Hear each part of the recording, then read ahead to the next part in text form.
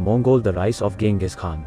तो मूवी की शुरुआत 1192 से दिखाई पड़ती है और एक बड़े तहखाने में तेमुजिन को कैद कर लिया गया है, जबकि उस वक्त एक भिक्षु लड़का आता है और उसे बताता है कि उसने जिस भिक्षु को उसकी पत्नी को ढूंढने के लिए भेजा था वह मर चुका है। जिसके बाद मूवी को 20 साल पहले दिखाया गया है। उत्तर पश्चिमी चीनी प्रांत को राजवंश द्वारा शासित तांगुत साम्राज्य कहा जाता था। वहाँ कई मंगोलियाई जनजातियां रहती थीं जिनका नेतृत्व उनके संबंधित नेताओं द्वारा किया जाता था, जिन्हें खान कहा जाता था। जनजातियों के बीच मतभेद और उनके भीतर सत्ता की भूख के कारण कई लड़ाई और मौतें हुई, जबकि मंगोलों की दुनिया में कोई नियम नहीं है और लोगों को नेतृत्व और एकजुट करने के लिए एक सर्वोच्च खान की सख्त जरूरत है। येसुगेई पश्चिम में एक छोटी जनजाति का खान है। वह अपने आदमियों और 9 साल के बेटे तेमुजिन के लिए पत्नी की तलाश में सफर कर रहे हैं। रात में वे एक दोस्त के कबीले में आराम करने के लिए रुकते हैं। तब तेमुजिन अपने घोड़े की देखभाल कर रहा होता है। तब बोट नाम की एक लड़की उसके पास आती है और उससे उसका नाम पूछती है। तेमुजिन अपना परिचय देता है और उसे यहाँ आने का अपना मकसद बताता है, यह पता लगाने पर कि वह एक दुल्हन की तलाश में है।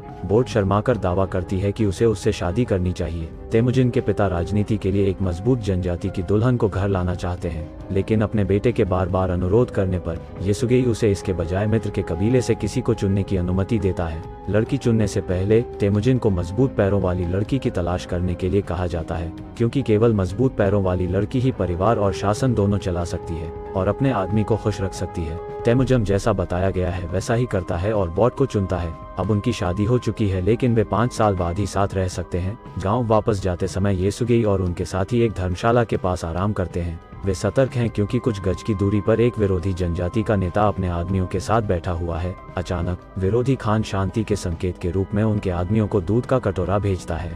इशारा वापस करने के लिए येसुगेई एक कटोरी जूस भी वापस भेजता है। तब येसुगेई के दाहिने हाथ वाले ने सुझाव दिया कि पहले नौकर को पहले दूध पीने दिया जाए, क्योंकि वे अपने दुश्मनों पर भरोसा नहीं कर सकते। लेकिन येसुगेई संदेह के कारण शांति बनाने का अवसर नहीं खोना चाहता और वह कटोरा पीता है और ऐसा ही दूसरा खान करता है।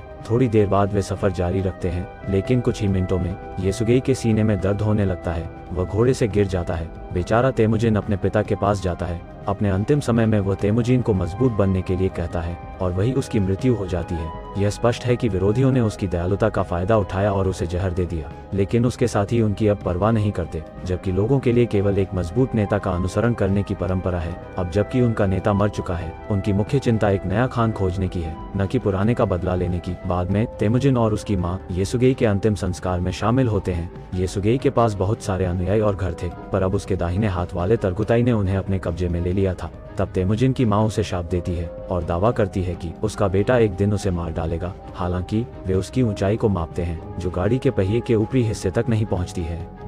और परंपराओं के अनुसार मंगोल एक बच्चे को नहीं मारते हैं, इसलिए तेमुजिन की जान बच जाती है। लेकिन तारगुताई अगली सर्दियों में लौटने का वादा करता है, जब तेमुजिन की ऊंचाई बढ़ जाएगी। जब सर्दी आती है तो तेमुजिन के पास छिपने के लिए कोई जगह नहीं होती है। वह याद करता है कि उसके पिता ने उसे भगवान तेंगरी के बारे में बताया था, जो उसकी जरूरत के समय में उसकी मदद करेंगे। इसलिए वह पवित्र पर्वत के दर्शन करने के लिए पवित्र स्थान पर जाता है, लेकिन रास्ते में वह गलती से जमी हुई झील में गिर जाता है और लगभग मरने ही वाला होता है कि जमुखा नाम के एक लड़के ने उसे बचाया। वह और उसका छोटा भाई तेमुजिन को अपने घर लाते हैं और उसे खाना देते हैं। तेमुजिन अपने जीवन को बचाने के लिए भाइयों का आभारी है। वह खून से जमुखा का भाई बनने की पेशकश करता है। वे अपना खून एक कटोरी दूध में मिलाते हैं और एक दूसरे के प्रति अपनी निष्ठा साबित करने के लिए इसे पीते हैं। अगली सुबह उनका सामना तारगुताई और उसके लोगों से होता है, जो अभी भी उसे मारने के लिए तेमुजिन की तलाश कर रहे हैं। वे उसका अपहरण करते हैं और उसे जनजाति में वापस ले जाते हैं उसे मारने के लिए, लेकिन तेमुजिन की ऊंचाई पिछली बार से ज्यादा नहीं बढ़ी है, इसलिए उन्हें उसे बड़े होने तक बंदी बनाकर रखना पड़ता है।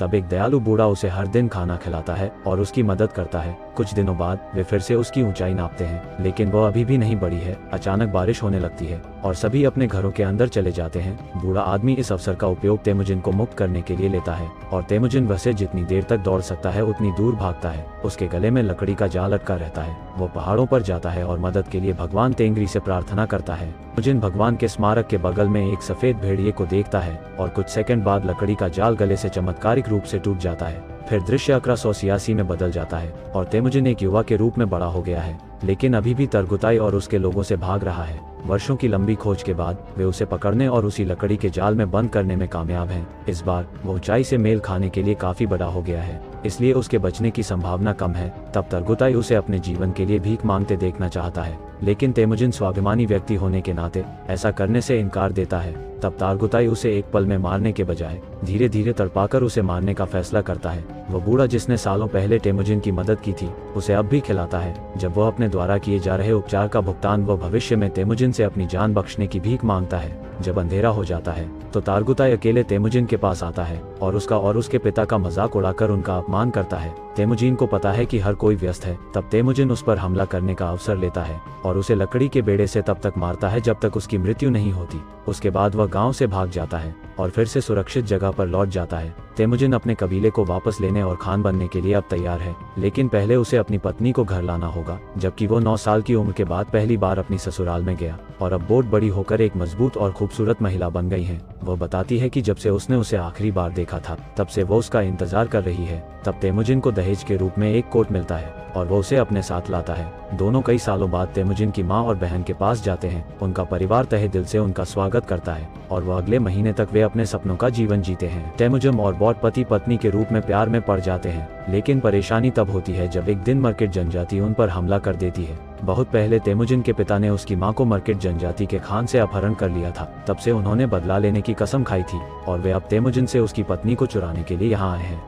वो दोनों वहां से भागने की कोशिश करते हैं, लेकिन तेमुजिन को एक तीर से वार किया जाता है, पर बोट तब उसकी जान बचाने के लिए उसके घोड़े को भगा देती है, जिसके बाद उसको विरोधी मर्किट खान की पत्नी के रूप में अपहरण कर लिया जाता है। जब तेमुजिन ठीक हो जाता है तो वो जानता है कि उसे अपनी पत्नी को वापस लाना है, लेकिन वो इसे अकेले नहीं कर सकता, इसलिए वो अपने पुराने भाई जमुखा के घर जाता है।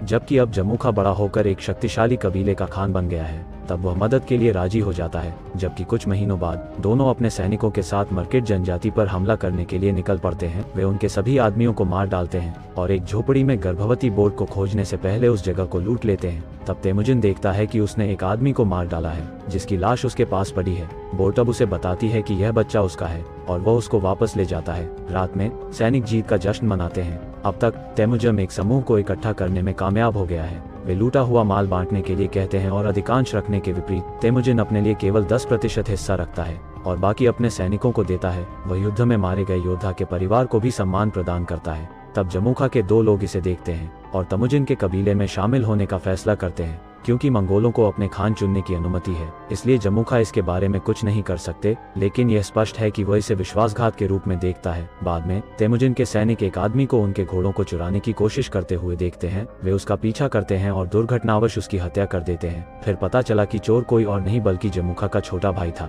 घटना के बाद जमुखा तेमुजिन को मारने के लिए इसे अपना मकसद बना लेता है। यह भूल जाता है कि वो खून से भाई है। तब वो दूसरे कबीले से हाथ मिलाता है और तेमुजिन के कबीले पर हमला करता है। तेमुजिन जानता है कि उसके लोग लड़ाई नहीं जीत सकते क्योंकि उनकी संख्या बहुत अधिक है। फिर भी वो महिलाओं और बच्चों को वहां से जाने के लिए कहता है और सिपाहियों को अपनी पूरी ताकत से लड़ने के लिए प्रेरित करता है। कई विरोधियों को मारने के बाद भी तेमुजिन अंत में पकड़ा जाता है। जमुखा अब भी उसे भाई कहता है, पर वह किसी ऐसे व्यक्ति को मारना नहीं चाहता जिसके पास अभी भी ताकत और गर्व है। इसलिए इसके बजाय वह उसे गुलाम बनाता है और उसे दलालों को बेच देता है। तेमुजिन और उसके बाकी आदमियों को तांगुत राजवंश द्वारा शासित शहर तक पहुंचने के लिए रेगिस्तान में कई मील पैदल चलने के लिए कहा गया है। उसके बाद उन्हें लोगों के लिए खुले में रखा जाता है ताकि वे अपनी इच्छानुसार जांच कर सकें और उन्हें खरीद सकें। राजवंश से एक उच्च अधिकारी एक दिन बाजार में आता है और तेमुजिन को खरीदने में दिलचस्पी दिखाता है। हालांकि उनके सलाहकार भिक्षु तेमुजिन को देखते हैं और बता सकते हैं कि वो गुलाम होने के लिए नहीं है, और वह बताता है कि आने वाले समय में तेमुजिन शक्तिशाली राजवंश का अंत कर देगा।